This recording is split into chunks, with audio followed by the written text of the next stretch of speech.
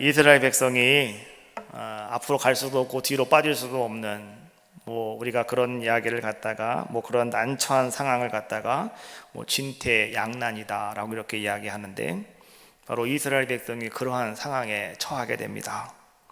앞에는 홍해 바다가 있고, 그 다음에 좌우로는 넓은 그냥 끝없이 펼쳐지는 사막이 있고요.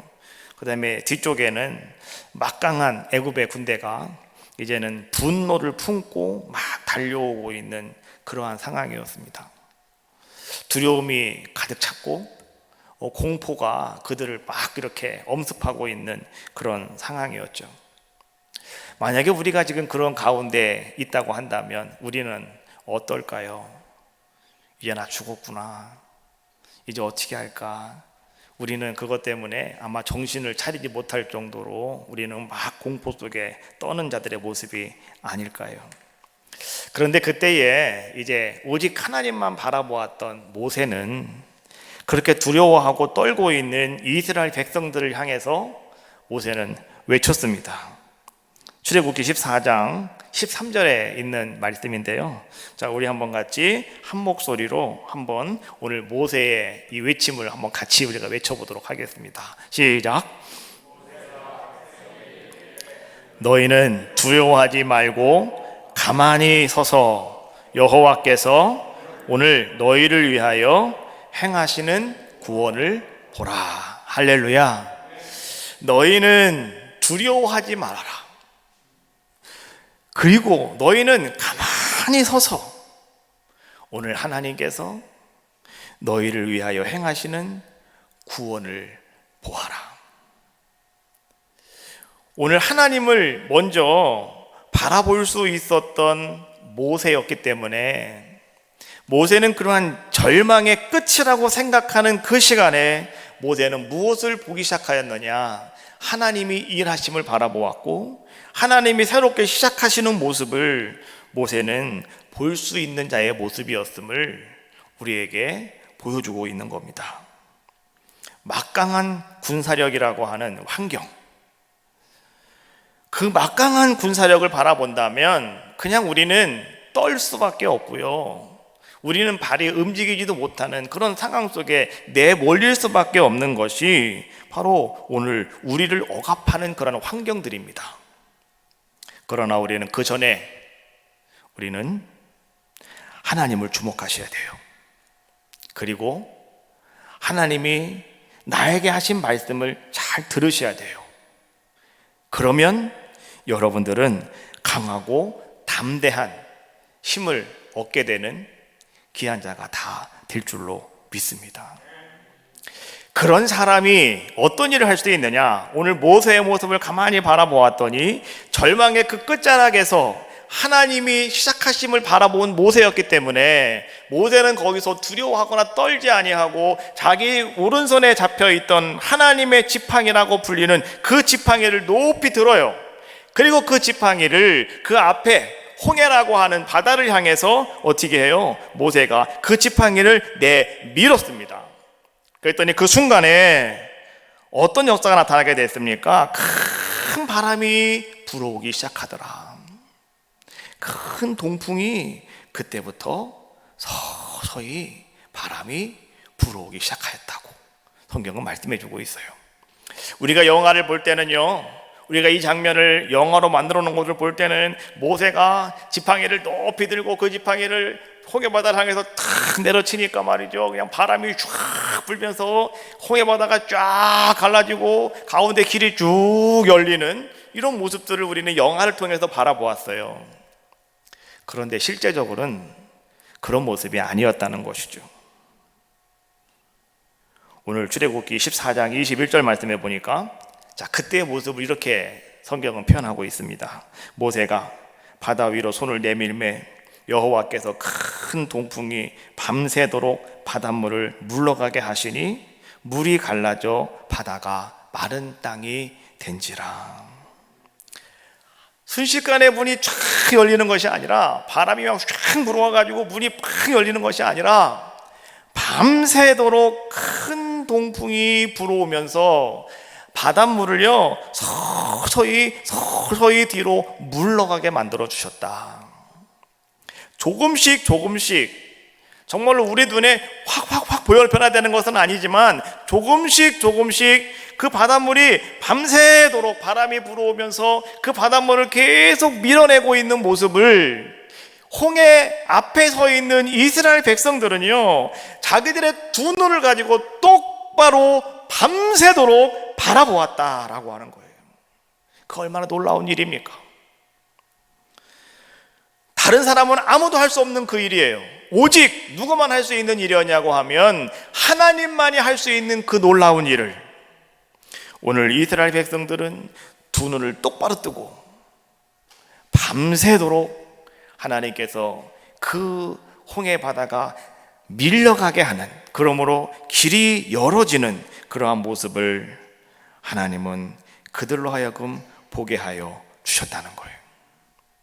시편 46편 말씀해 보니까 거의 고라자손의 그러한 아름다운 고백을 통해서 이 장면을 이렇게 고백을 하고 있습니다. 46편 3절 말씀해 보면 바닷물이 솟아나고 뛰놀든지 그것이 넘침으로 산이 흔들릴지라도 우리는 두려워하지 아니하리로다.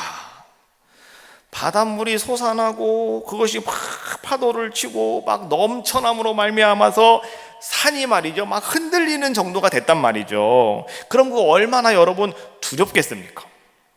천지가 진동할 때 여러분 우리는 말이죠 발이 안 움직이는 거예요.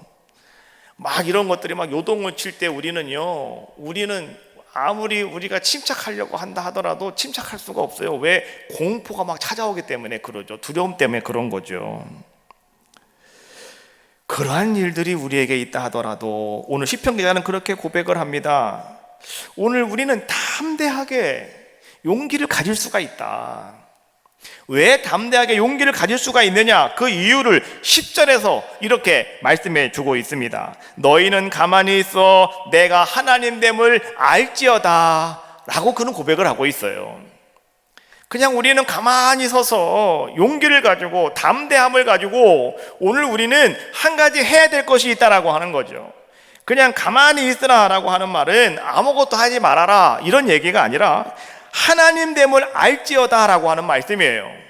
오늘 성경은 우리가요 하나님이 됨을 알게 하는 것이 바로 우리 하나님께서 산이 요동을 치고 바다가 막 요동을 치고 말이죠 막 온갖 일들이 막 벌어지는 그러한 속에서 우리에게 담대함을 주시는 이유며 목적이다라고 우리에게 말씀해 주고 계신다라고 하는 거예요. 오늘 우리는 출애굽기 14장에 있는 말씀, 제가 31절에 있는 말씀만 보았어요. 영상으로 예배를 드리다가 보니까 같이 말씀을 많이 읽으니까 여러분들이 좀 따라오기가 힘드신 것 같아서 그냥 한 절 말씀만 제가 딱 정한 거예요. 오늘 우리가 이 한 절 말씀에 한번 우리가 집중해 보자라고 하는 것이죠. 오늘 이 출애굽 사건을 통해서 성경은 과연 우리들에게 무엇을 보여주고 싶어 하는 것일까? 그리고 이 출애굽 사건을 통해서 오늘 성경은 오늘 여러분들에게 무엇을 이야기하려고 하는 것일까? 우리는 그것을 발견하셔야 되는 거죠. 우리는 이 출애굽기에 있는 14장에 있는 홍해 바다가 갈라지는 사건을 볼 때마다요 우리의 눈이 가장 먼저 가는 곳이 무엇이냐고 하면 바로 그거예요. 홍해 바다가 갈라졌다. 우리는 그 기적을 가만히 바라보면서 우리의 온통 시선을 다 그쪽으로 빼앗겨 버리고 맙니다. 그런데 오늘 성경이 이 출애굽 사건을 통해서 여러분들에게 오늘 주목하게 하고 있는 것이 무엇인가를 우리가 알자는 거죠. 오늘 모세가 아주 훌륭한 지도자로서 이스라엘 백성을 잘 이끌고 갔습니다. 이것을 우리에게 보여주는 것도 아니고요. 또 홍해 바다가 이렇게 쫙쫙 갈라졌습니다 라고 하는 것, 이것을 우리에게 관심 가지십시오 라고 하는 것을 우리에게 말하는 것도 아니에요. 그럼 무엇을 얘기하고 있을까요? 출애굽 사건을 통해서 하나님께서 오늘 우리에게 주목하게 하시는 것은 모든 이스라엘 백성들이 하나님을 믿게 되었다. 이스라엘 백성이 우리를 이끌고 가시는 분이 하나님이시고 나의 삶을 주관하시는 분이 하나님이시고 나의 모든 삶을 통찰하시는 분이 하나님이십니다 라고 하는 것, 그 하나님을 주목하게 만들어 주셨다. 이것이요 출애굽 사건이 우리에게 말하는 것이고 보여주고자 하는 목적이다라고 하는 거죠. 그래서 31절에 그렇게 말씀해 주고 있는 것이죠. 이스라엘이 여호와께서 애굽 사람들에게 행하신 그 큰 능력을 보았으므로 백성이 여호와를 경외하며 여호와와 그의 종 모세를 믿었더라. 경외하다라고 하는 이 말은 히브리어로 여러분 야레 이렇게 단어를 쓰거든요. 근데 그것은 여러분 잘 알고 계신 것처럼 많이 들어보셨죠? 경외한다라고 하는 것은 두려워한다, 또한 우리가 경배한다 이런 뜻이에요. 오늘 홍해 바다 앞에 서 있는 이스라엘 백성들, 그들이 한 것은 아무것도 없습니다. 하나님 뭐라고 말씀하셨어요? 가만히 서서, 그냥 가만히 서 있으라고만 했어요. 그것이 이스라엘 백성들의 한 전부입니다. 그런데 하나님께서는 그 이스라엘 백성이 그렇게 하나님께서 열어놓으신 바닷길을 그들이 담대하게 걸어갈 수 있었던 이유가 무엇이었느냐? 그들이 하나님께서 만들어 놓으신 그 바닷길을 걸어갈 수 있었던 그 이유가 어디에 있었느냐? 이것을 우리에게 말씀해 주고 계시는데, 그것이 다른 것이 아니라 모든 이스라엘 백성들이 여호와를 경외했다는 거예요. 그리고 그들이 하나님을 믿었다는 거예요. 그랬더니 그들은 하나님이 준비하신 그 길을 걸어갈 수가 있었고, 그들은 구원의 하나님을 찬양하며 하나님 앞에 영광과 경배를 드리는 귀한 자들의 모습이 되었다는 거예요. 우리가 출애굽기서 4장 2절 말씀에 보면 거기 하나님께서 모세에게 이렇게 말씀하셨습니다. 이스라엘 자손에게 명령하여 돌이켜 바다와 믹돌 사이에 비하 히롯 앞 곧 바알스본 맞은편 바닷가에 장막을 치게 하라. 하나님께서 이제는 이스라엘 백성들에게 이 홍해의 아름다운 역사를 이루시기 위해서 내가 너의 하나님이다 이것을 보여주시기 위해서 하나님은 그들을 어디로 이끌어 가셨냐고 하면, 오늘 여기 말씀에 나오는 것처럼 빅돌 사이에 비하 히롯 앞 곧 바알스본 맞은편 바닷가 이렇게 얘기해 주고 있어요.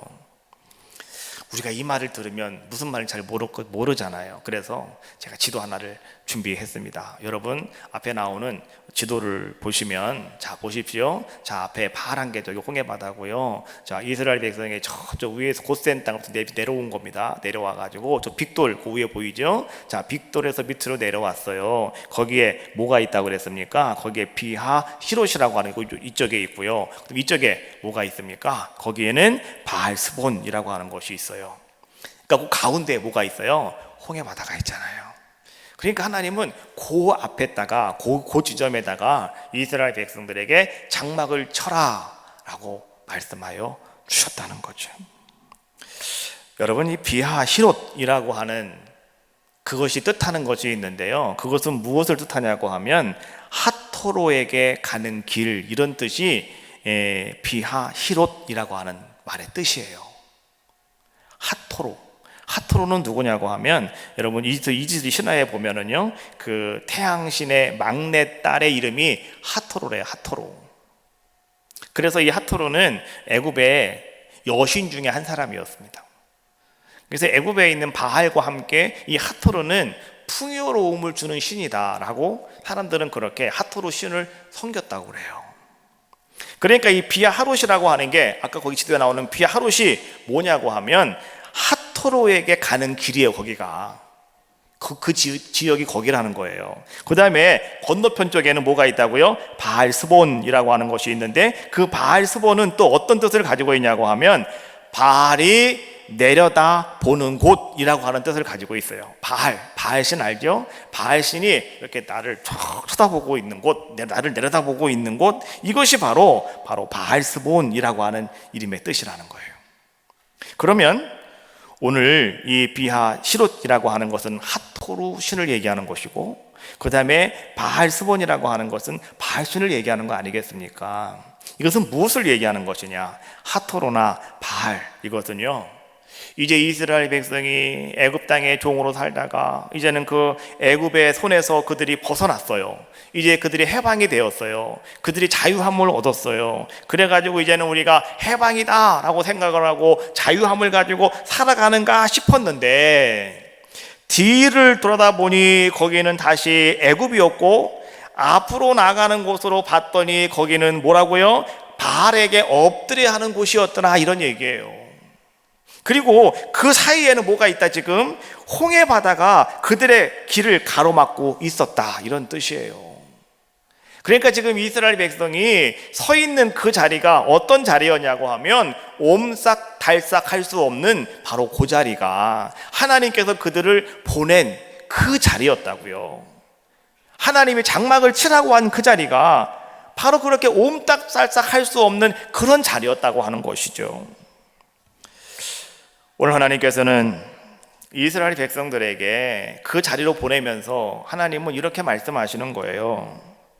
너희가 다시 애굽의 신 하토르를 섬길 것인지, 아니면 건너가서 바알을 섬기는 것, 세상의 신과 권세 앞에서 그냥 적당히 타협을 하면서 너희가 그렇게 살아갈 것인지, 지금 이 자리에서 너희가 선택하여야 한다 라고 하는 것을 하나님이 말씀하고 계시는 거죠. 그것은 곧 오늘 우리들의 모습 같은 거 아니겠습니까? 내가 다시 옛날의 모습으로 돌아가야 될 것인지, 아니면 내가 지금 세상 사람들과 같이 세상의 권력과 힘에 적당히 타협하면서 내가 그렇게 살아가야 되는 것인지. 오늘 하나님께서는요, 오늘 우리들에게도 지금 그런 말씀을 하고 계시는 거다라고 하는 거예요. 그러나 우리는 분명히 아셔야 돼요. 오늘 비록 우리가 모든 것이 다 끝난 것 같은, 막다른 곰록 같은, 그렇죠? 진퇴양난에 앞으로 갈 수도 없고 뒤로 갈 수도 없고 아주 그러니까 이 난처로운 입장에 서 있는 뭐 이런 모습과 같은 홍해 앞에 오늘 우리가 서 있다 할지라도 우리의 가능성은 끝난 게 아니라는 거죠. 거기서 우리는 과연 무엇을 내가 선택해야 될 것이냐? 앞에 있는 하토르 신을 선택할 것이냐? 저쪽에 있는 바알을 따라갈 것이냐? 아니면 홍해 바다에 코박고 죽어야 될 것이냐? 그것이 오늘 우리들이 결정해야 될 모습 아니겠습니까? 그런데요, 오늘 우리는 그 홍해 앞에 서 있다고 한다면 이스라엘 백성들을 통해서 하나님이 우리에게 주시는 말씀을 기억하시라는 거예요. 비록 홍해 앞에 서 있는 방법이 없는 이스라엘 백성들이라 할지라도 하나님께서는 그 홍해 앞에서 이스라엘 백성들에게 말씀하셨어요. 확실하게 보라고요. 내가 너희의 하나님임을 확실하게 보라고요. 내가 너희를 구원하는 것을 정확하게 보라고요. 하나님은 그 말씀을 하고 계셨다라고 하는 것이죠. 오늘 우리는요, 그 하나님을 내가 바로 본다면, 그 하나님을 여러분들이 그 홍해바다 앞에서 경험한다면 오늘 여러분들의 모든 삶은 이제 완전히 다 뒤바뀌어 버리고 말더라 라고 하는 것이죠. 더 이상은 여러분들이 이 비아 히롯과 그 다음에 바알스본 사이에서 여러분들이 어떤 걸 선택할 것이냐고 선택의 강요를 더 이상 받을 필요가 없다라고 하는 것이죠. 나는 이제 하나님만 바라보겠습니다. 나는 이제 하나님만 따라가겠습니다 라고 여러분들이 결단하신다면, 가만히 서서 하나님만 바라보고 계신다면 하나님은 어떻게 하신다고요? 여러분 앞에 있는 그 홍해 바다에 길을 만들어 주신다는 거예요. 그래서 여러분들로 하여금 그 열린 길을 걸어갈 수 있는 아름다운 자의 모습으로 만들어 주신다는 거예요. 오늘 여러분의 삶 속에서 혹 여러분들이 이스라엘 백성들처럼 그렇게 홍해 바다 앞에 서 있는 그런 모습을 가지고 있다고 한다면 오늘 여러분들에게 가장 중요한 것이 무엇일까? 절대적으로 나에게 중요한 것이 무엇인가를 분명히 알자는 거예요. 그건 다른 것이 아니라 바로 하나님이십니다. 할렐루야. 하나님이시라는 거예요. 그 하나님이 나의 길을 어떻게 하신다는 거예요? 이끌어 가신다는 거죠. 우리는 분명히 아셔야 돼요. 하나님의 은혜가 없으면 살 수가 없다. 우리는 하나님의 은혜로 살아가는 존재들이다라고 하는 사실을 우리는 분명히 여러분들이 인정하셔야 돼요. 그래야 나 자신과 나에게 속한 모든 일들을요, 하나님 앞에 우리는 맡길 수가 있는 거예요. 하나님의 은혜로 살아갑니다를 모르면 우리는 매일 그것 때문에 아둥바둥하는 거예요.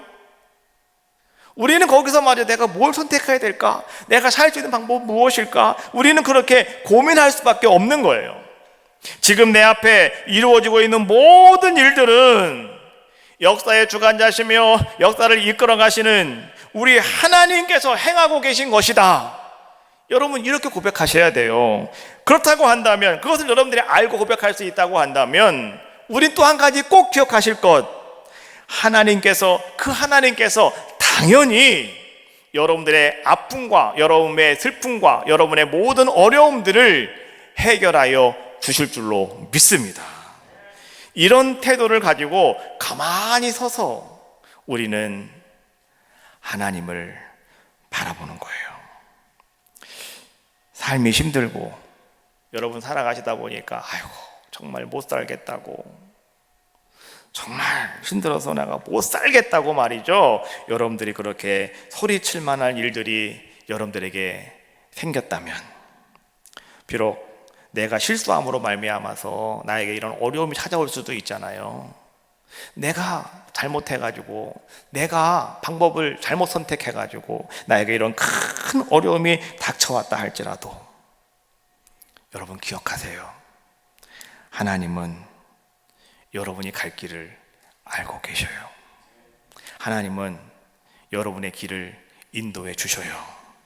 하나님은 여러분들에게 은혜를 베풀어 주실 줄로 믿습니다. 할렐루야! 찬양합시다. 나의 길 오직 그가 아시나니, 나를 단련하신 후에 내가 정금같이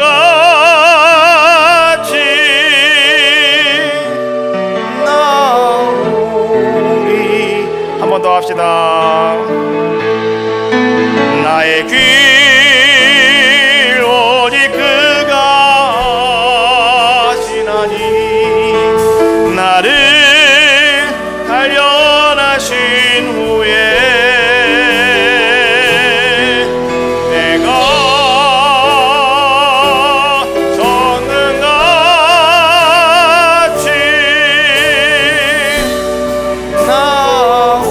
나오리라. 하나님은 그런 분이십니다. 오늘 여러분들이 힘들고 어려운 상황 속에서 큰일 났다 생각하고 있는 홍해와 같은 바다 앞에 서 있는 자의 모습이라 할지라도 여러분들이 가만히 서서 하나님을 바라보면 하나님은 여러분의 길을 만들어 주시고 여러분들을 이끄시는 분이 하나님이십니다. 그 하나님을 우리는 찬양하셔야 되는 거예요. 마태복음 18장 말씀해 보니까 한 번은 베드로가 예수님을 찾아왔어요. 그리고 예수님께 이렇게 질문을 합니다. 예수님, 내가요 이 사람을 언제 용서해야 될까요? 율법에 보면은 7번까지만 용서해 주면 되는 건가요? 어떻게 하면 좋겠습니까? 라고 이야기해요.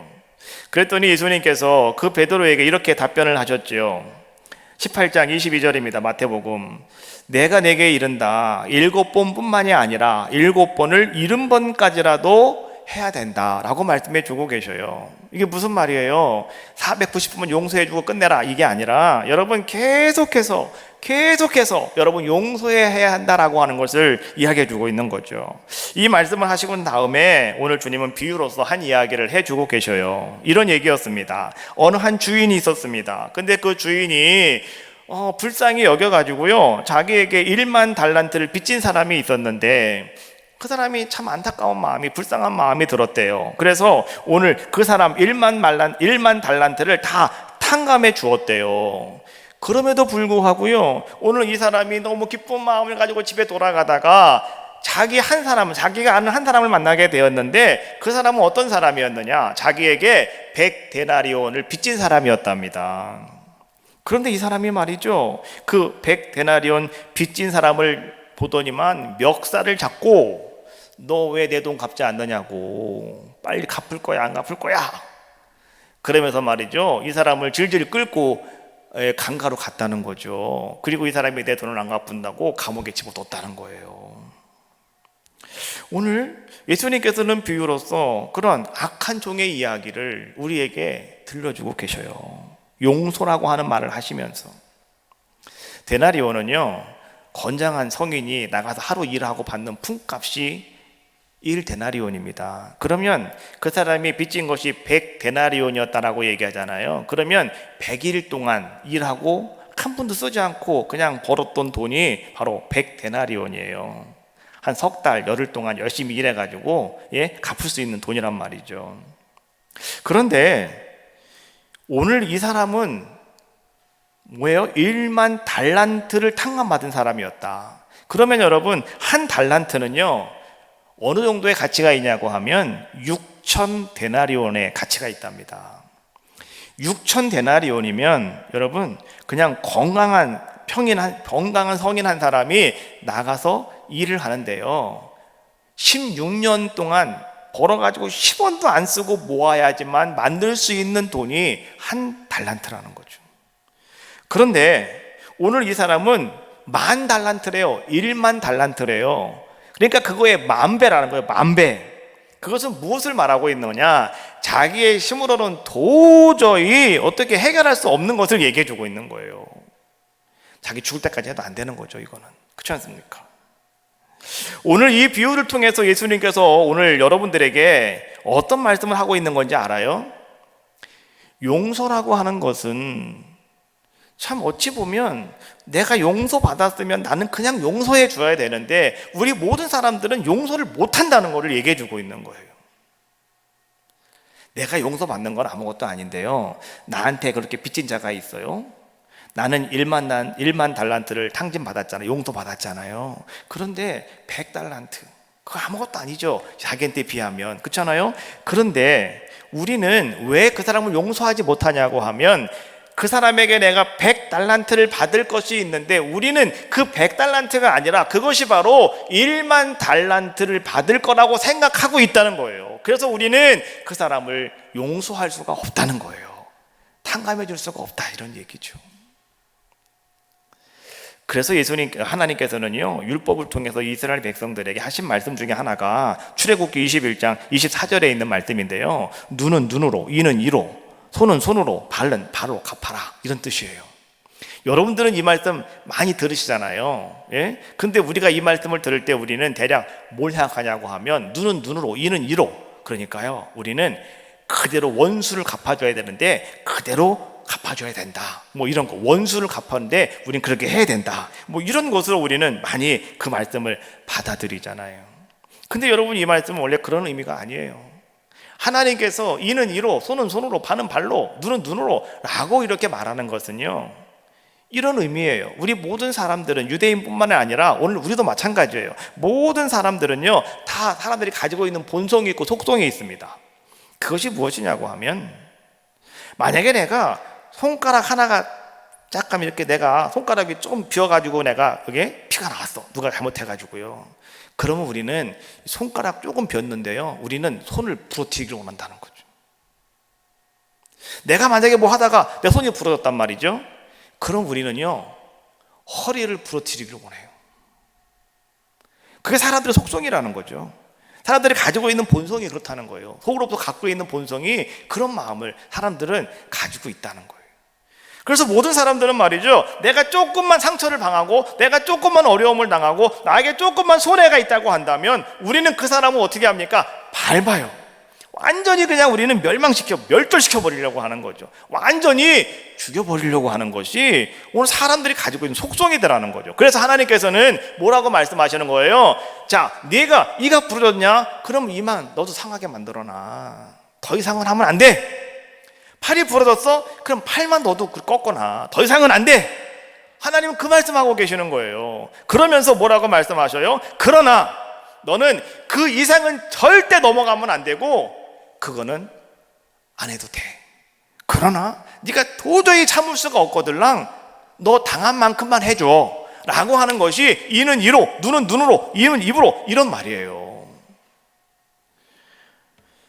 오늘 성경이 우리에게 말하고 있는 것은 여러분 다른 것이 아니에요. 우리가 뭔가를 용서해야 되는데 우리는 용서를 못한다, 이런 뜻이에요. 이 용서라고 하는 말, 탕감한다라고 하는 말이 여러분 같은 단어거든요, 헬라어에. 근데 그것이 이런 단어를 써요. 아피에미라고 하는 단어를 쓰는데, 이 아피에미는 이런 뜻을 가지고 있어요. 보낸다, 버려둔다, 풀어준다, 이런 뜻을 가지고 있어요. 그러니까 용서라고 하는 것은 무엇이냐? 용서는 결국 내가 보내주는 거예요. 용서는 결국 내가 뭔가를 풀어주는 거예요. 용서라고 하는 것은 여러분 누군가에서 하는 것이 아니라 내 스스로가 선택을 하는 거예요. 그리고 그것으로 말미암아서 가능한 것이 무엇이냐? 그것이 바로 용서다라고 하는 것을 이야기해 주고 있는 거죠. 용서는 어떤 것을 여러분들이 해결해 주는 것, 이게 용서가 아니에요. 무엇인가 오늘 여러분들이 사로잡고 있는 것이 있거나 아니면 여러분들이 묶고 있는 것이 있다, 꽉 묶어놓고 있는 것이 있다고 한다면 오늘 여러분이 그것을 그냥 풀어주거나 그 다음에 여러분들이 보내주는 것, 이것이 뭐냐? 그것이 바로 용서다라고 하는 사실을 우리는 아셔야 되는 거예요. 사람들이 가지고 있는 속성, 문성, 그래서 말이죠, 내가 조금 해함당하면 완전히 우리는 그 사람을 완전히 그냥 없애버리려고 하는, 완전히 그 사람을 그냥 죽여버리려고 하는 이런 모습들, 우리는 그 모습을 벗어나야 되는 거죠. 근데 우리는 그게 안 돼요. 그래서 여러분 아셔야 돼요. 원수는 내가 갚는 게 아니에요. 원수는 하나님이 갚아주시는 거예요. 정말 내가 원수를 갚겠노라고 여러분들이 가서 원수를 갚다 보면 또 원수가 되는 거잖아요. 그래서 원수는 하나님이 갚는 것이다. 그래서 예수님은 말씀하시는 거예요. 원수를 사랑하라고. 여러분 원수를 사랑하셔야 돼요. 그 사람에서 여러분이 기도해 주실 수 있는 그런 모습이 여러분들의 모습이 되셔야 되는 거죠. 근데 우리는요, 뭔가 억울함이 있거나 뭔가 이런 게 있으면 도저히 참을 수가 없어요. 용서가 안 돼요. 우리 용서가 안 돼요. 그런데 오늘 여러분이 용서할 수 있는 방법이 한 가지가 있다는 거예요. 그것이 뭔지 알아요? 바로 그것이 홍해 바다를 가르시는 하나님을 믿는다면 가능하다는 거예요. 오늘 예수님께서도 그 말씀을 하고 계시는 거예요. 여러분 7번씩 70번이라도 용서해 주어라 라고 하는 것은 나 자신은 도대체 못해요. 그러나 여러분이 하나님을 믿는다면, 홍해바다를 가르시고 나에게 아름다운 역사를 이루어 주시는 하나님을 여러분들이 경외하며 그 하나님을 여러분들이 믿는다면, 오늘 하나님은 여러분들이 붙잡고 있는 모든 것들을 하나님 앞에 다 내려놓을 수 있는, 풀어버릴 수 있는, 보내버릴 수 있는 그런 자들의 모습으로 만들어 주신다는 거예요. 지금까지 살아오면서 우리는 정말 죽을 것만 같았던 일들이 아마 여러분들에게 있었을 것입니다. 여러분들에게 몇 번이나 그런 일이 있었습니까?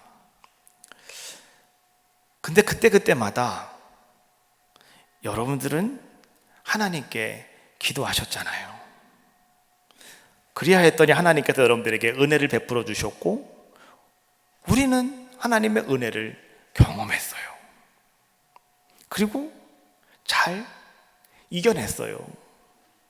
왜요? 지금 잘 살고 계시잖아요.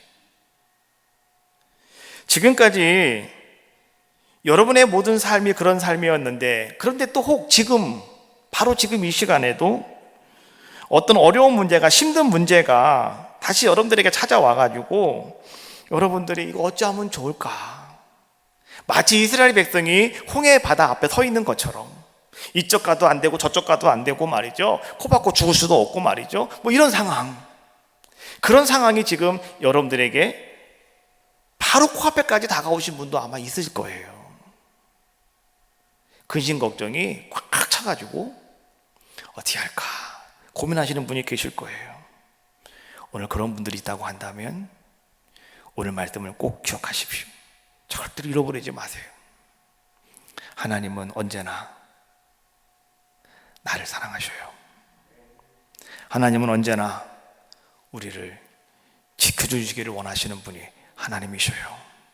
그래서 여호와는 내게 복을 주시고 지키시기를 원하며 그의 얼굴을 드시고 은혜 베푸시기를 원하며 그의 얼굴을 다시금 나에게 향하여 드시고 평강 주시기를 원하노라. 하나님은 그렇게 우리에게 말씀해 주고 있는 거예요. 그렇다면 우리가 그 하나님의 그 아름다운 사랑을 알고 나를 지켜주시기를 원하시는 하나님을 내가 알고 있다면, 기억하고 있다면 여러분들은 어떻게 됩니까? 하나님의 이름을 부르는 자리로 여러분들은 나가셔야 되겠죠. 그리고 함께 거기서 여러분 기도하셔야 되는 거예요. 기도할 때 우리는 무엇을 느끼냐고 하면 하나님께서 오늘 여러분들에게 조금씩 불어오게 하시는 하나님의 그 바람을 여러분들은 느끼는 자들의 모습이 되어진다는 거죠. 하나님은요, 우리가 그 바람을 조금씩 느끼면서 여러분들이 그 속에서 말이죠, 하나님 감사합니다, 하나님 감사합니다, 그렇게 주님의 이름을 부르면서, 하나님의 이름을 부르면서 오늘 여러분들이 하나님이 펼쳐가시는 그 아름다운 일에 여러분들이 참여하여서 하나님이 하나님 되심을 알게 하시기를 원하시는 분이 바로 오늘 여러분의 하나님이시라는 거예요. 바로 그분이 나의 하나님이십니다. 우리는 고백할 수 있다는 거죠. 오늘 여러분 한번 제 마음을 한번 정리해 보시고요. 지금 그렇게 힘든 상황에 있으신 분이 있다고 한다면 마음을 한번 홀가분하게 한번 다 털어버리세요. 그리고 이제 크게 한번 한숨을 한번 쉬겠습니다. 아셨죠? 크게 한숨을 한번 쉬시는 거예요. 크게 숨을 들이셨다가 푹 내쉬는 거예요. 자, 한번 해볼까요? 자, 한번 크게 한숨 한번 쉬어봅시다.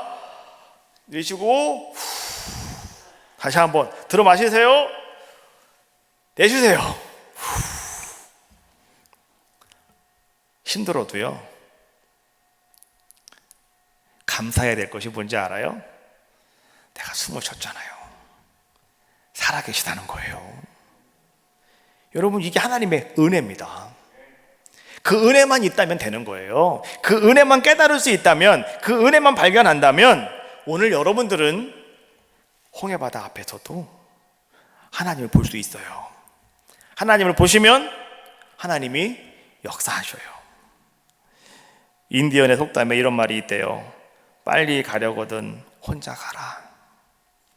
그러나 멀리 가려거든 함께 가라.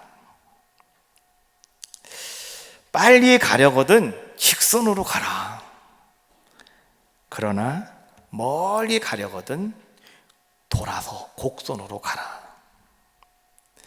외나무가 되려거든 혼자 서 있어라. 그러나 푸른 숲이 되기를 원한다면 함께 서 있어라. 함께 해야 된다라고 하는 걸 얘기하는 거예요. 혼자 가면 외로우니까요. 좀 천천히 나에게 무엇인가 다가오고 천천히 뭔가 일이 여러분 진행이 되어진다 하더라도 여러분 조급해하지 마시라는 거예요. 손에 손을 잡고 함께 여러분 두 손을 모아 기도하시라는 거예요. 그리고 함께 하나님을 찬양하시는 거예요. 그리고 함께 아픔이 있는 분이 있다면 그 아픔을 나누는 거예요. 그리고 함께 감사하시는 거예요. 그리고 함께 용서하시는 거예요. 그리고 함께 하나님께 영광을 돌려드리는 거예요. 이것이 오늘 복된 성도가 가져야 될 모습이고 하나님 앞에 서 있는 사람들이 가져야 될 귀한 모습이에요. 우리는 지금 참으로 어려운 시대에 살고 있어요. 참 힘들어요. 예수님을 믿는다고 하는 것 자체가 힘든 시대에 살고 있어요. 그래도 우리 대한민국은 순교의 피가 있는 나라라 그래도 하나님께서 아름답게 은혜를 베풀어 주셨고 이 나라가 이만큼 된 것은 하나님의 은혜임에도 불구하고 아직도 뭐 4분의 1은 하나님을 안 믿는 사람들이니까 그렇잖아요. 그러다가 보니까요 별놈 소리가 다 나와요. 예배당에 가는 게 막 두려울 정도로 막 그런 상황들이 지금 막 일어나고 있잖아요. 또 오늘 막 이렇게 경제가 막 힘들고 어렵다가 보니까 마치 우리가요 그 홍해 바다 앞에 서 있는 이스라엘 백성들과 똑같은 모습이 아닌가 생각이 들어요.